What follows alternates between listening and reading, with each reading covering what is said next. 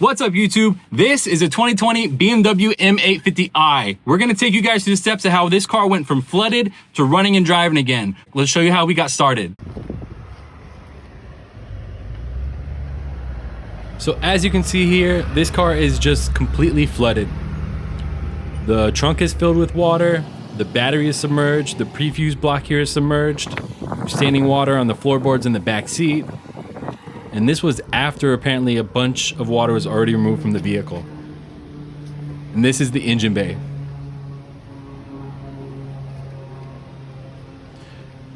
And we would typically not take on a project like this. Two reasons we took on this project is A, this was flooded in fresh water. Fresh water is a lot less damaging than if this car was flooded in salt water. If this thing was flooded in salt water, it would be a total loss. We wouldn't even consider this project. The other reason we took this project on was basically as a special interest project. It kind of seemed like we were doing the impossible by trying to get this car running and driving again, considering it was crashed into a pond and the car was running for 10 minutes before it cut off on its own.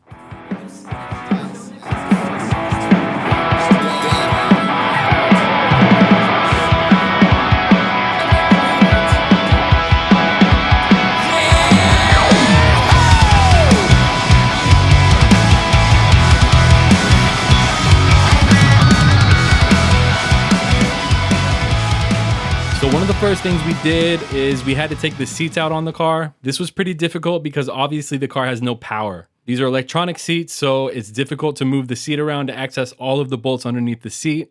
We had to basically hotwire the seat motor and have someone push on the seat to get the seats to move us to be able to access all 4 bolts to take them out. Once those were out, we were able to take the seats out of the car.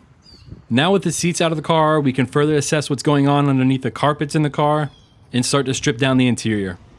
The goal at this point is to try to strip down as much as we can to set it out to dry and try to remove as much water as we can from the car. This is where we started using WD40 to spray off a lot of the connectors, try to evacuate as much water from any electrical components and connectors that we could.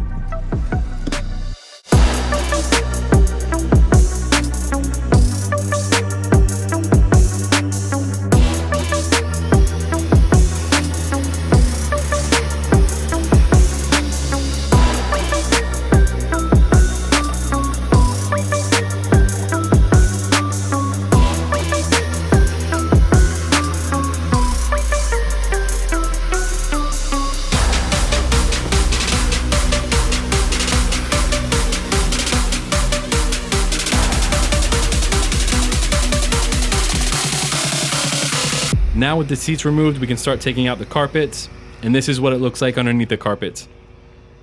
At this point, we're still going through tons of WD-40 on all the electrical connections and pulling dirt out from everywhere we see.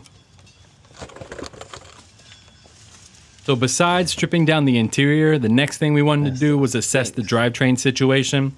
Since most of this car was underwater at one point, there's really no telling what's been damaged. The first thing we did is drain the fluid out of the rear differential. The fluid out of the rear differential looked very clean. It didn't look contaminated at all. 14. It appears the rear differential was not completely submerged, and that's what saved it.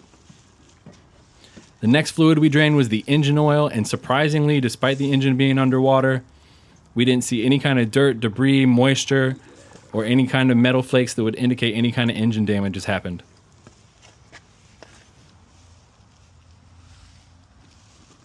So besides the engine oil looking really clean, we were also surprised that when we turn the engine over by hand, the engine still turns freely.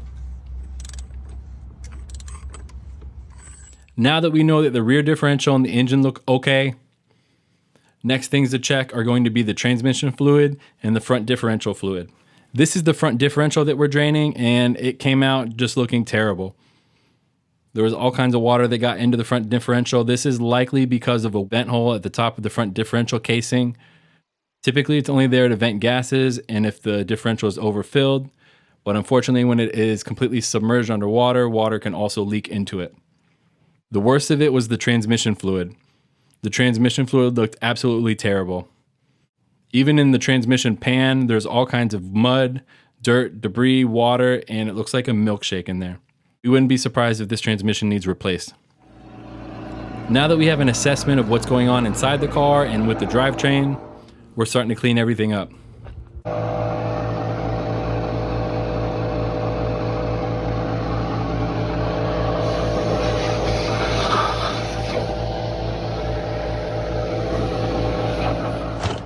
The first things we replaced on the car to see where we're at is we replaced the body control module with the used module from eBay. We replaced the pre-fuse block in the trunk that was blown. We replaced the start-stop button that's integrated into the shift module on this car. And we replaced the engine oil cooler. We replaced the oil cooler so that when we do start the engine up, it doesn't spray oil everywhere. With these parts installed and a couple fresh batteries, we were able to get the instrument cluster to come on. And this is the first time we've seen the instrument cluster come on. But for some reason, the start-stop button does not seem to do anything. We learned that the reason the car is not responding to the start-stop button is it needs programmed, and the body control module that we have is not VIN coded to the car. The body control module served a good purpose in helping us restore communication with the car to try to establish where we're at with everything. Once we got a new body control module from BMW in the car, it still did the same thing. On the instrument cluster, there's a BMW X3. We're not sure if this is normal for this 850. Let us know in the comments. At this point, we had someone come out that does programming on BMWs. With the body control module and the shifter programmed, we were finally able to get a response from the start-stop button. Now, with holding the brake and pressing the button, we hear throttle bodies actuating, and we hear a clicking, kind of knocking noise from the engine. One thing we suspected is that the starter motor may be bad because it was completely submerged underwater. We pulled the starter motor out of the car, bench tested it, and we found it did not operate as designed. Now we've replaced it with a new starter from BMW. The engine turned over. And this is the first time we've seen the engine turn over on its own accord. It looks like it really did need a starter. This makes sense because it looks like there's a vent hole on the starter, and I assume the starter was completely filled up with water inside. Once we killed the batteries trying to get it to start up, we came back with charged up batteries and saw if we could get this thing to fire up. It took a few tries, but we were finally able to get this thing to fire up. Cut it off. We had a feeling this engine could be saved because it still turned freely by hand, but seeing this thing go from flooded to actually firing up is kind of crazy. We checked both turbos as well. Both turbos spin freely, and there's no excess shaft play with the turbo. After starting it up, we cut the engine off to check for leaks and make sure nothing's becoming damaged. With everything squared away, we tried to fire up the engine again, and it didn't want to start this time. The engine would just continually crank over until we killed the battery, and it seemed like the engine wasn't getting any fuel.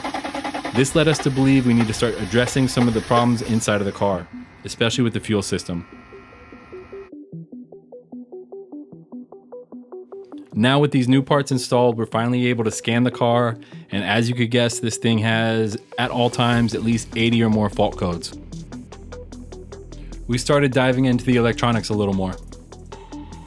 We found this fuse panel underneath the dashboard was completely submerged underwater, it looks like, because this thing had corrosion growing out of it on all ends. You can see the corrosion on the fuses here. So we got a new fuse panel from BMW.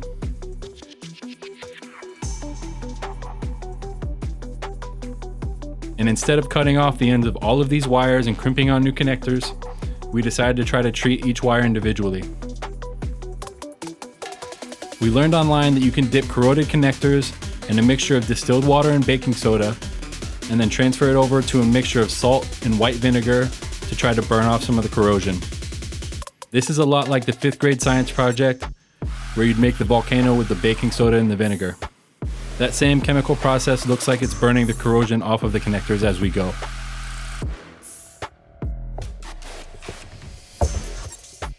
Particularly bad connectors were soaked overnight in the baking soda solution and treated again the next day. Some connections and some wires got multiple treatments. After the baking soda and vinegar treatments that you see here, the baking soda in the blue cup, and the vinegar solution in the purple cup afterwards, creating this fizzing action on the connector that you see, we treated the connectors with either WD40 or electrical contact cleaner for sensitive connections. We were really surprised to see that it seems like this is working. With each treatment, the connectors became more and more cleaned off and free of corrosion. Eventually, a lot of these connections started to look brand new again.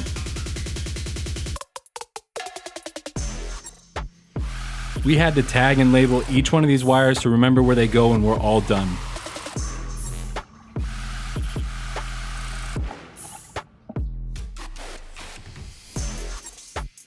With all the connections treated and each pin looking brand new, we repopulated the fuse panel. This is where it's important to take photos of your work so you know where all the wires and the fuses go when you're done.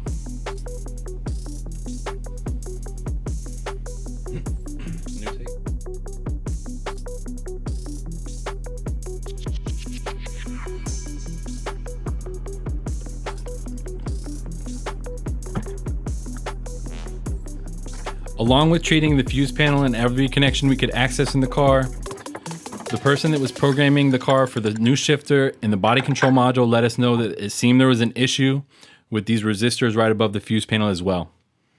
We opened these 2 resistors that you see here, and there was a bunch of corrosion inside. We replaced those, and they're really cheap. They're only a few dollars each.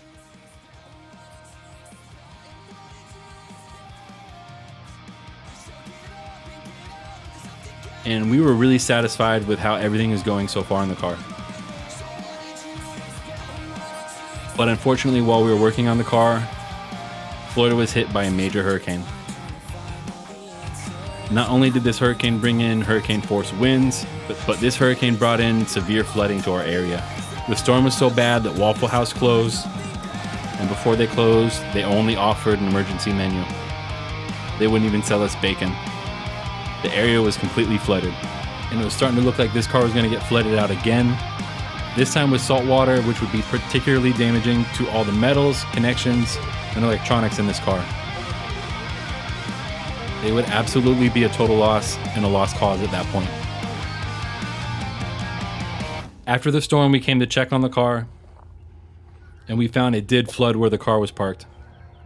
As you can see, this bucket is filled up with water, indicating there is at least multiple inches of standing water in this area. It looks like the only thing that saved this car from being flooded twice was the fact that it was left up on jack stands. It looks like the jack stands kept the car up high enough off the ground that the flood water wasn't able to damage anything. And while it looks like we saved the car from being flooded again, we did see that the hood flew open from the hurricane force winds and damaged the hood. After the storm, we came back to see how the car was, and we got right back to work. We put fresh batteries in the car, reconnected everything, double-checked we had fluids, and tried to fire it up. At this point, with everything reconnected, the car fires right up. It looks like we're on the right track with the car.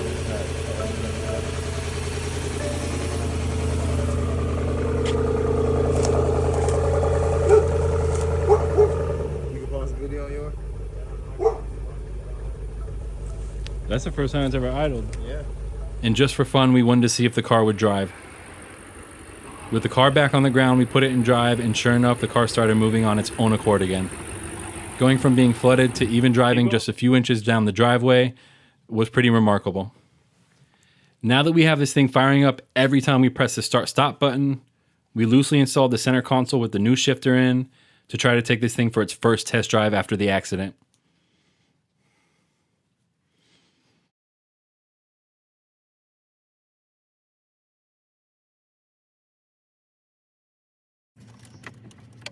All right, the box gonna hold it up.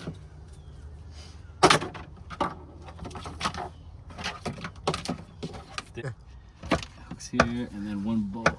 Like kind of like this bolt, but smaller, I think. Where's the bags and boxes of bolts? Yeah, let's start. Gas pedal. Is it one of those? Let me see it. We screwed in the accelerator pedal, put some good batteries in this car, and fired it up. Up until now, we've only been able to move it a couple feet at a time.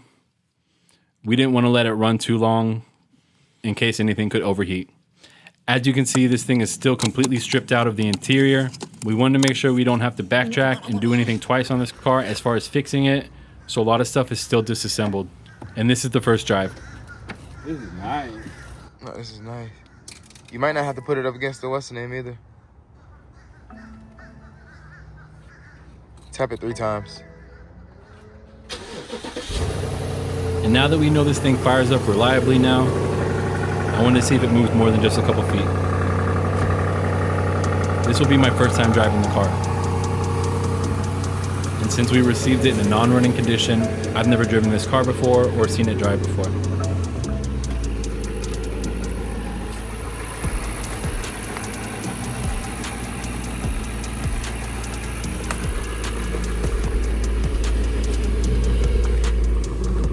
At this point, besides the parking brake not working and the gas pedal not really working, another thing I've noticed is the power steering does not seem to be working.